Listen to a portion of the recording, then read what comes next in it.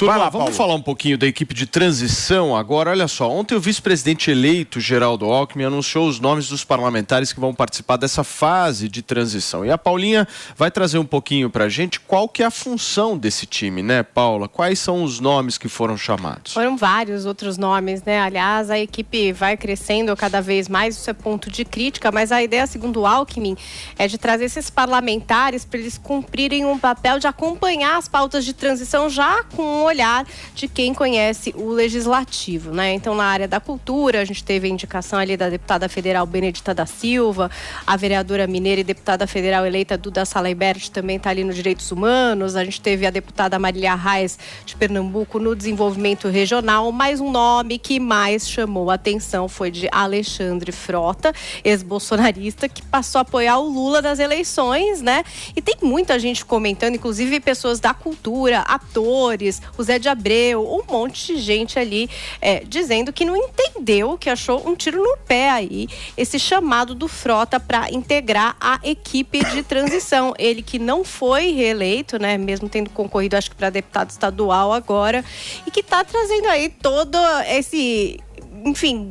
essa indignação do pessoal da cultura, considerando que trazer o Frota não seria lá uma boa ideia. Inclusive, tem alguns articulistas trazendo ali motivações que poderiam justificar isso. Entre elas, que o Frota poderia votar a favor da PEC de transição, de que o Frota está votando com o PT já há um tempo, que ele é uma indicação do PROS, que é um partido que apoiou o Lula desde o primeiro turno, mas parece que o pessoal não gostou do Frotinha lá na transição na cultura. Joyce Hasselman, será, hein, Paulinha? Porque estão chamando todos que abandonaram o Bolsonaro ali? E vou falar uma coisa. Não, sabe o que eu acho engraçado, gente? O que foi, Paulinha? Eu acho engraçado que a esquerda, né? Eu me considero de esquerda, mas não dessa esquerda. Você de esquerda? Sim, mas eu sou libertária acima de ser de esquerda. Então, os meus valores essenciais são da liberdade. E não são esses não são os valores defendidos pela esquerda hoje, né? Infelizmente, essa esquerda identitária e burra.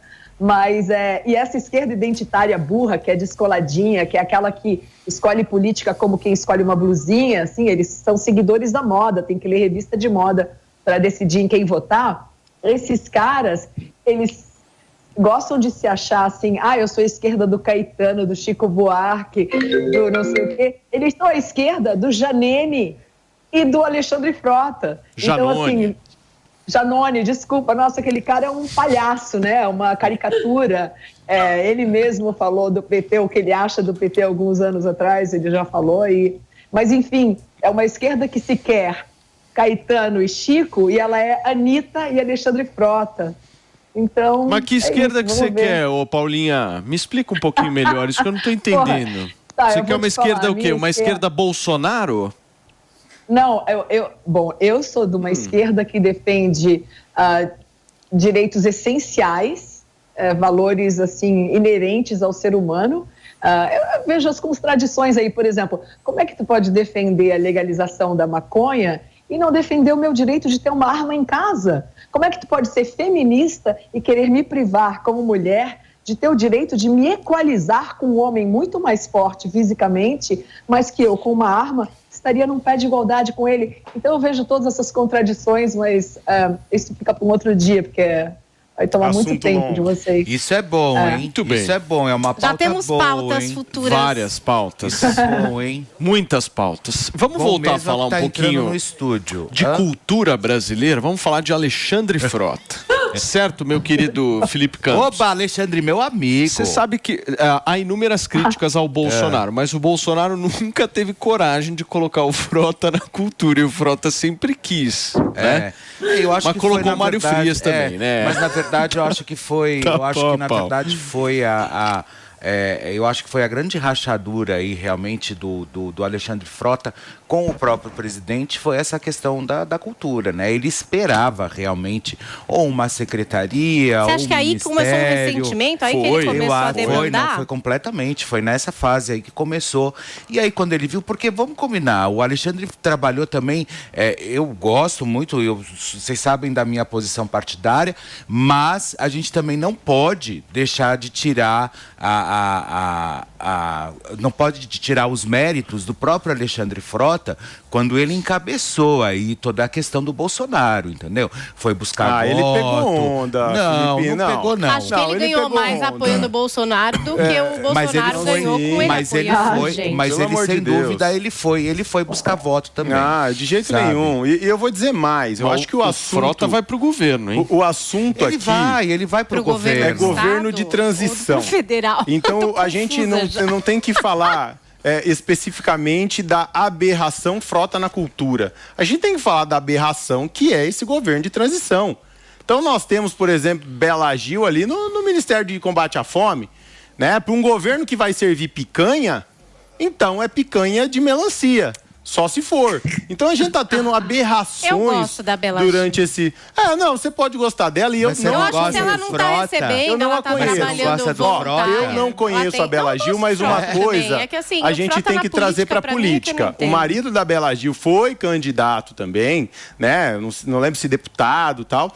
E ele se tentou entrar ali na cota para negros. E ele não é negro. Digitem aí no Google uma foto do marido da Bela Gil. Então eu acho que essa metodologia que a esquerda utiliza e que agora passa Gil, a integrar Gil, governo... Bela Gil.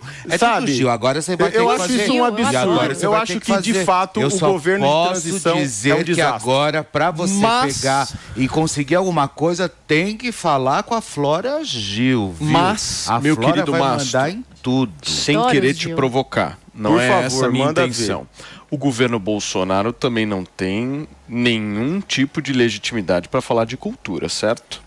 Concordo, mas governo de transição Bolsonaro, nós tivemos aí 31 nomes indicados. Não, mas nós já estamos indo para 400 aqui do governo de transição. Vejam só a estratégia do meu querido Mastro. Eu estou falando de cultura, ele já colocou os 400 cargos da transição completa. Não, tem estratégia, vamos falar de cultura. Vamos focar de cultura. Eu quero uma comparação, vamos lá. Se você tiver que escolher, no escurinho do cinema, entre ir com Mário Frias e com Alexandre Frota, você escolhe quem? Qual é o critério? O critério é ator, quem fez o melhor filme ou o filme mais polêmico? Porque se for nesse sentido... que não seja difícil de escolher. Então, se for nesse sentido... Pelo menos Mário Frias fez Malhação, Se for nesse sentido, eu não escolho nenhum dos dois. Não fala mal dos filmes do Frota, hein? Que eu escolho... Não fala mal dos filmes do Frota aqui, porque há uma respeitabilidade por parte da nossa audiência. O que eu digo aqui é só o seguinte, eu não escolheria nenhum baseado nesses critérios. O critério que deve ser considerado é patriotismo, se ele está assumindo o cargo para cumprir ali uma cota, se ele quer aproveitar do sistema ou se ele está a fim de promover a cultura do país para os que precisam. Porque o que a gente viu muito na cultura durante o governo Bolsonaro, que apanhou, foi um direcionamento do valor da verba da cultura para as pessoas que realmente precisavam. Parou de ir para show de artista que voa de jatinho, parou de ir para fomentar show que ingresso custava R$700. Então a gente tem que começar também a avaliar que foi. Mas foi pra viagem do Mário Frias pra Nova York, né, queridinho? Isso aí você esquece, né? Não esquece. Agora vamos trazer a proporcionalidade. Por favor, quero ouvir as acho que não necessariamente, quando você escolhe alguém pra cultura, a pessoa precisa ser artista. Né? Pode ser um técnico. Eu gosto muito do Mário Frias. Sem dúvida. Trabalhei na produção do programa do Mário Frias, quando ele estreou O Último Passageiro, há muito tempo, lá pela Rede TV. E ele é uma pessoa incrível, é um cara muito culto, é um cara que tem uma abrangência aí absurda. Mas isso não significa que ele precisava também ser o ministro da cultura, e aí tá tudo certo. Então, esse estigma que para você ser ministro ou para você assumir algo dentro da cultura, você precisa exercer ou ser artista, isso também já não concordo. Agora, se estava ruim com Frias, calma aí, gente. Taca o Frota. Calma. Pelo amor de Deus. Não menospreza o Frota. Ele só tá na transição. A gente não sabe se ele vai ser quem o Frota tem legado. Eu respeito o legado do Frota. Mas qual é o legado, Paulo? Quero saber qual é o legado que você respeita. Eu respeito o legado de Alexandre Frota. Qual o legado? Depois a gente pode falar um pouquinho mais. O horário não permite. Por favor, agora. Zoe Martínez. Fala mais tarde. Eu vou fazer a mesma pergunta que o Caio fez. Qual o legado? Tem que avisar o povo brasileiro sobre o trabalho incrível o brasileiro que o Frota conhece, hein?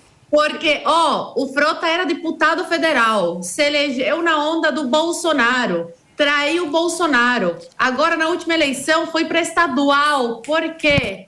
Porque para federal ele sabia que não tinha a mínima chance, ia passar vergonha. Aí se lançou a candidato estadual por São Paulo. Não foi eleito, foi uma humilhação que ele sofreu. Pelo menos o Mário Frias é leal às suas pautas, é leal ao Bolsonaro, tem o respeito do povo, não é à toa que em São Paulo, onde o Frota perdeu, o Mário Frias ganhou. Hoje o Mário Frias é deputado federal pelo estado de São Paulo. Então não dá para comparar, é uma coisa muito, pelo amor de Deus, é ofensivo. Eu, Mário Frias, processaria o Paulo. Eu me sentiria ofendidíssima de comparar um Mário Frias com um Frota da vida, um oportunista, não tem bandeira alguma, não defende com convicção o que acredita, ele vai para onde tem conveniência. Então agora está explicado o porquê dele apoiar e babar tanto ovo aí do PT e do Lula, porque está atrás de um carguinho, sabe que o povo odeia ele não fez nada de útil quando era deputado federal, então precisa de um carguinho, precisa da mamata, ele sabe